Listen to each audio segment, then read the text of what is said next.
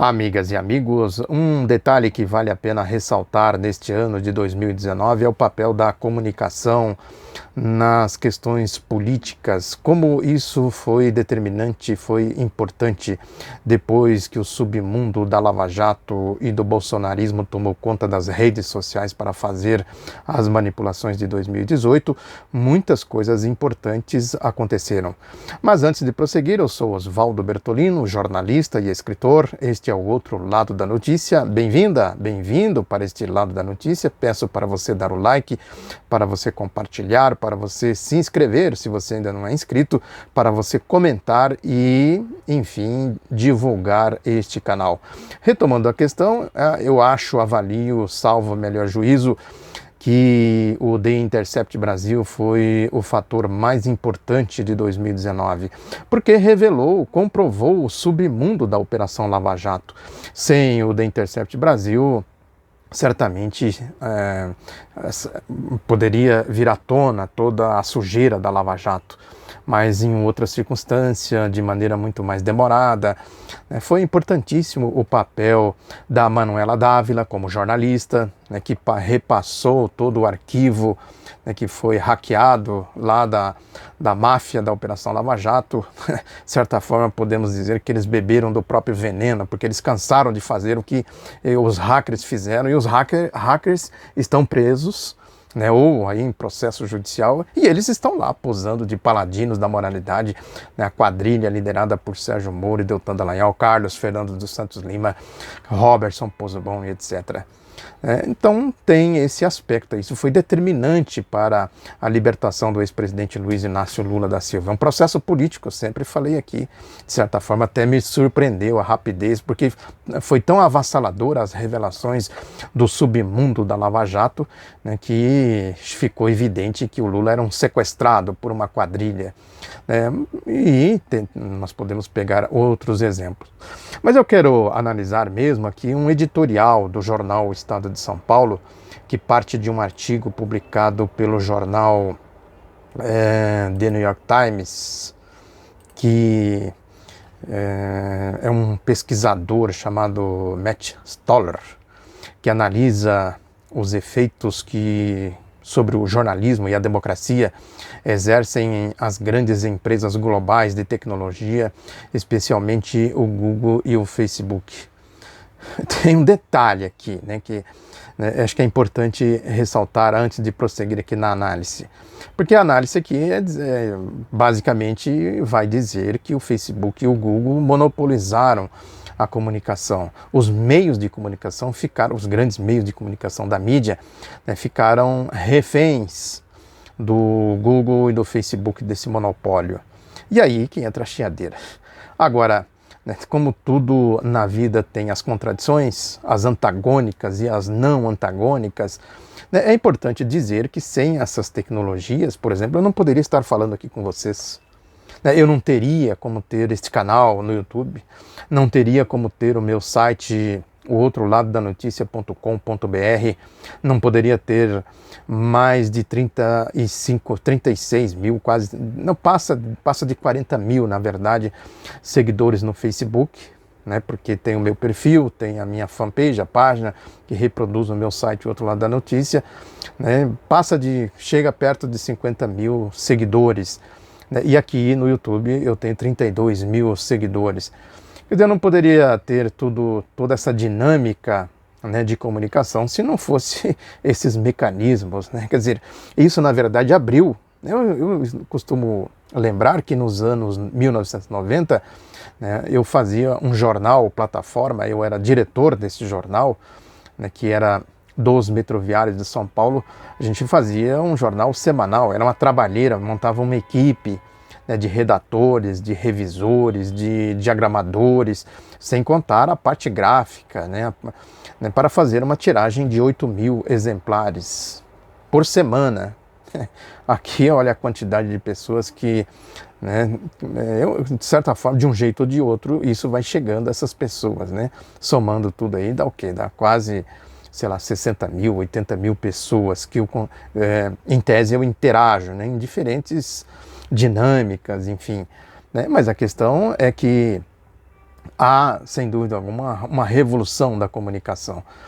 Agora, o que diz aqui a matéria do The New York Times, desse pesquisador, Matt Stoller, e o que diz o Estadão, né? Aspas aqui para o pesquisador.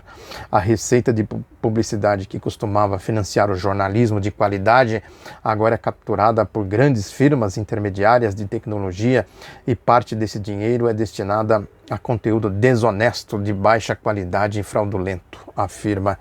Como se eles não praticassem exatamente isso aqui. Como é que diz aqui? É destinado a conteúdo desonesto. Ninguém mais do que a mídia, os jornalões, o Estadão, inclusive, produz jornalismo desonesto, de baixa qualidade e fraudulento. Né? Lógico que tudo isso também vai para o Facebook, vai para, lógico, né? É uma lógica de classes, uma lógica ideológica. Nada no mundo, na vida, está no ar, perdido, sem conexão, né? Com outras questões todas. Mas é isso, né? Se tem alguém que pratica o jornalismo, que produz conteúdo desonesto, de baixa qualidade e fraudulento, é exatamente a mídia. Evidente, é lógico. Isso, né, eu repito aqui, agora recentemente, por exemplo, está aí, né, o Fábio Panunzio, o Lucas Figueiredo, Sérgio Lírio, né, produzindo aí, né, estou pegando aqui casos específicos que eu interagi e desmontei o conteúdo desonesto, de baixa qualidade e fraudulento.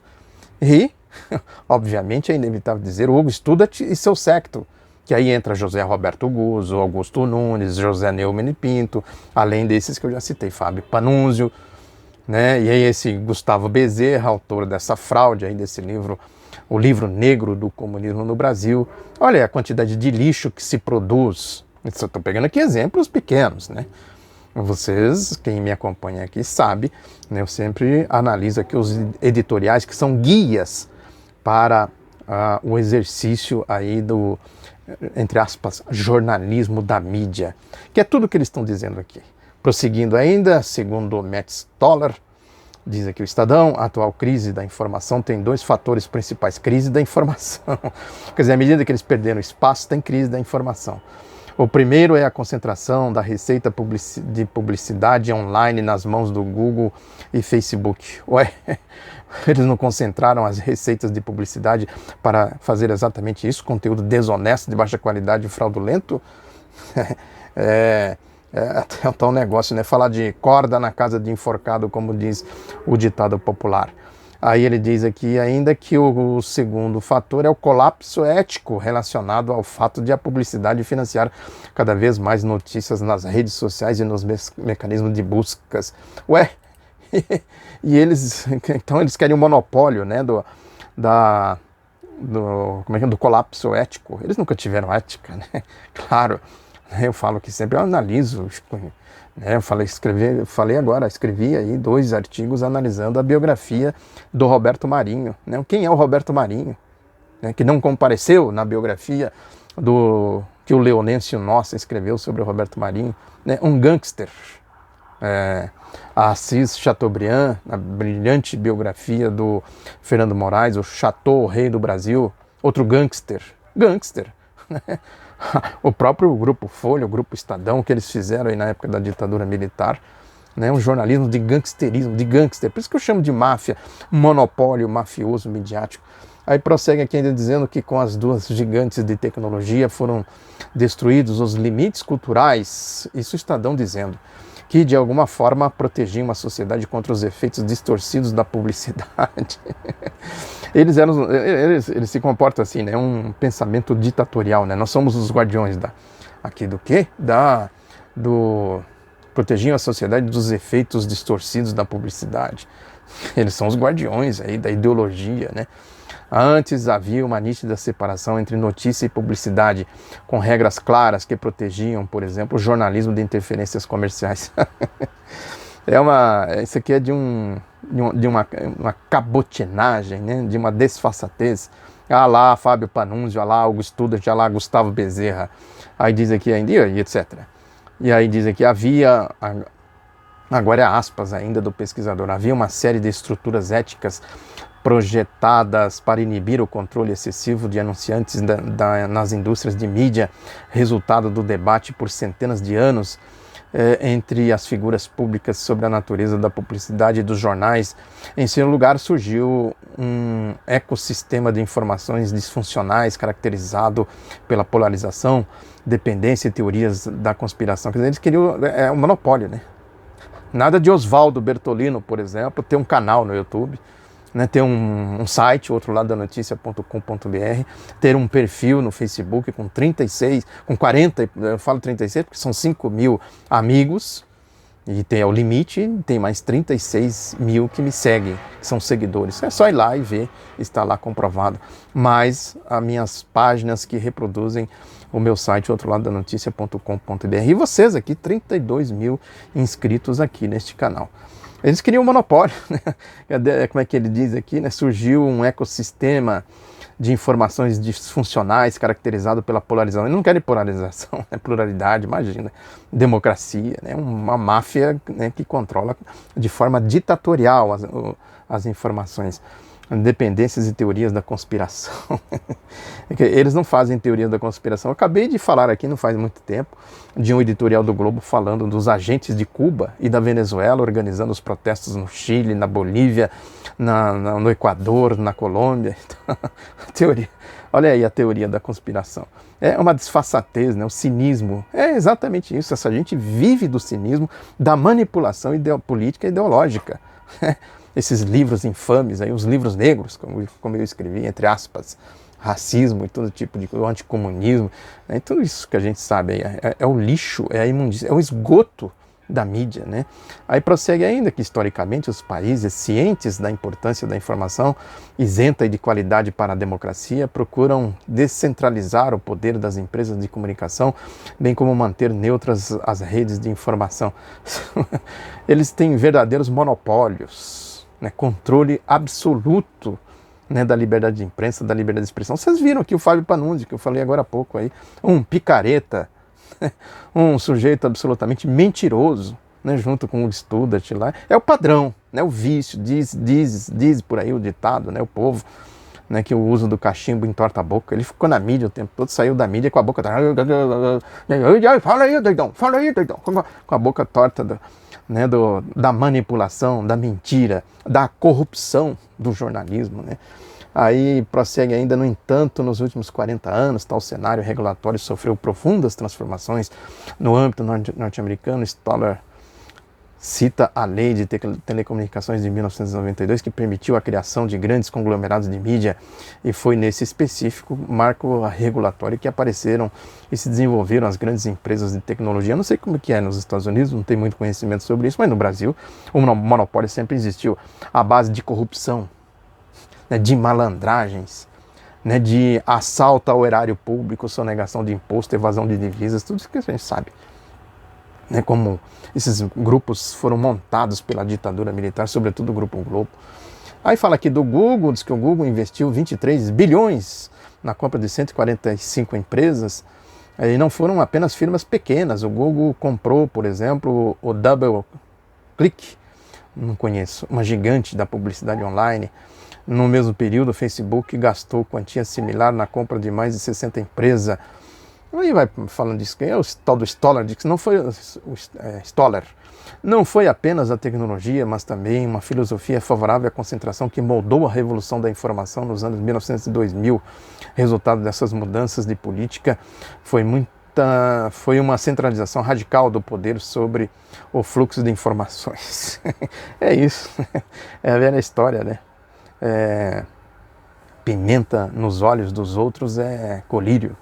É assim que diz o povo. Acusaram aqui um golpe, enfim. Aí nesse processo há uma perversa ironia, diz o Estadão. Se em geral a legislação foi muito tolerante com as grandes corporações de tecnologia, elas não hesitam em aplicar rigidamente as próprias regras a terceiros. Aí é o choro enfim, né, o choro dos atingidos pelo próprio veneno, né? Pela própria pimenta nos olhos, né? Aí diz aqui, quando o The Wall Street Journal se recusou a seguir os termos de formatação do Google, o jornal foi banido dos resultados de busca, Com isso, o tráfego online do jornal caiu 44%. A Folha também entrou nessa aí. Eu não tenho os percentuais da Folha, mas também teve um processo semelhante com a Folha. Ainda prossegue dizendo que o cuidado que historicamente se teve com a informação não pode ser abandonado. São os eufemismos, né? É o cinismo, gente cínica. É Fábio Panunzio, é o Studart, é Gustavo Bezerra. Né? Fala uma mentira, é Goebbels. É possível contar uma grande... Segundo dizem que ele teria falado isso, não sei se é verdade. Né? É possível contar uma grande mentira dizendo apenas a verdade. Eles sempre, historicamente, tiveram cuidado com a informação. Não tem nada de imprensa. Mídia é mediação ideológica. Sempre falei isso aqui. Nelson Werneck Sodré, o livro dele, monumental, fantástico, a história da imprensa brasileira. Mediação ideológica. Diz aqui, está banido da mídia a liberdade de expressão. Fábio Panunzio está banido, né, da mídia a difusão de pensamentos. Hugo Studart está banido, é ditadura, né? Não tem povo, né? Imagina um canal desse aqui, por exemplo, no Estadão, no Globo, né, na Folha, né? O meu site lá no Estadão, né? Por que não me convida? Oswaldo, você não quer escrever aqui um blog aqui no Estadão, na Folha e tal? Porque, lógico, né, há muitas consequências políticas, sociais e econômicas desastrosas num cenário sem lei, no qual o mais forte determina as regras. Exatamente. O que era mais forte ficou um pouco mais fraco, e agora o mais forte está engolindo. É briga, né, de facção, como eu sempre digo aqui. A inovação tecnológica é um grande bem, mas precisa de um marco regulatório adequado que proteja as liberdades fundamentais. Esse marco regulatório é aquilo que o Lula sempre disse, né, que está na Constituição. Precisa ter a regulamentação, né, para essas máfias midiáticas não praticar crimes. É isso que precisa. Liberdade de expressão, liberdade de imprensa, tirar a liberdade de imprensa, a difusão de pensamento das mãos de máfias midiáticas e cumprir a Constituição, deixar o povo se manifestar, o Oswaldo Bertolino se manifestar, né, e não ser coibido, censurado, né, por picaretas como Fábio Panunzio, Hugo Studart, Gustavo Bezerra, etc, etc. E outros mais por aí, né, os grupos mafiosos midiáticos. O debate é urgente, urgentíssimo. O Lula falou, né, o grande erro foi não ter regulamentado os meios de comunicação para garantir um mínimo de democracia. Um mínimo. Agora, também é importante registrar, né, que, sem dúvida alguma, que esse super monopólio do Google, do Facebook, a gente sabe que, né, ao mesmo tempo que a tecnologia permite uma certa democracia, vamos dizer assim, né? Permite espaços aqui como esses que eu citei, meus espaços e tantos outros, também tem um controle, né? A gente está trabalhando para esses grupos, né? Eles estão ganhando com isso. Eu mesmo acabo de ter algumas postagens no Facebook bloqueada pelo Facebook, claramente bloqueada. Este YouTube, por exemplo, né, está claramente manipulando aí os mecanismos de, não entendo bem como funciona, dos algoritmos e tal, para dificultar a difusão, né? Tem a profusão de publicações no YouTube, eles vão fazendo uma seletividade, né? Quem não tem recursos, né? Quem não tem condições de competir, como é o caso aqui, eu sempre falo aqui, eu tenho um tripé, um celular, um microfone e a minha cabeça, não tem mais nada aqui. Né? Evidentemente que na questão dos recursos vai perdendo espaço. Porque a verdadeira democracia, a verdadeira liberdade de imprensa, a verdadeira liberdade de expressão, de difusão de pensamentos, etc., né, não pode existir num sistema capitalista, não tem como. Né? É impossível, porque o poder econômico controla tudo. Não tem jeito. Né? É isso que eu estou dizendo aqui, quer dizer, é um processo de monopolização, né, monopolização midiática. Eu não sei, repito, como funciona na Europa, nos Estados Unidos, mas a gente vê claramente que são monopólios também. Né? A gente vê como chega aqui as grandes agências de notícias, as grandes redes de televisão, né, Porque a questão da mídia no capitalismo, ela é fundamental. Não só no capitalismo, evidentemente, mas no capitalismo ela gira, né, fortunas, é um grande negócio, é o mercado da notícia, o show da notícia, né, porque ela é fundamental, ela é o verdadeiro partido político, o partido único da mídia, que eu falava aqui há algum tempo, o partido único da mídia, ela é fundamental para fazer esta mediação ideológica, dia e noite, 24 horas por dia. Nada de povo pensando, povo com conhecimento científico, com conhecimento histórico, com conhecimento filosófico, com capacidade de discernir as coisas e tal. É que eu sempre digo aqui, vai em Cuba, anda lá na rua, pergunta para um cidadão cubano, qualquer coisa, né? Pergunta sobre o Brasil, ele sabe mais do Brasil do que a maioria dos brasileiros. Isso é a liberdade de pensamento, a difusão do conhecimento. Estou citando um exemplo. Né? Conhece muito mais da Europa do que a maioria dos europeus, muito mais dos Estados Unidos do que a maioria dos norte-americanos, e etc. Porque o conhecimento liberta, é isso. O conhecimento dá liberdade para as pessoas, o conhecimento científico, a informação, e isso num regime de opressão, onde tem escravistas, escravizados, né? E isso tem que ser controlado com mão de ferro de maneira ditatorial. É exatamente isso que está acontecendo. Muito obrigado pela atenção. Reforço o pedido para você divulgar este outro lado da notícia, para você compartilhar, dar o like, enfim, né, ajudar aqui a gente a furar este criminoso bloqueio, né, que o Estadão está esperneando aqui, das máfias midiáticas que formam um cartel mafioso midiático. Muito obrigado pela atenção, um abraço, até a próxima.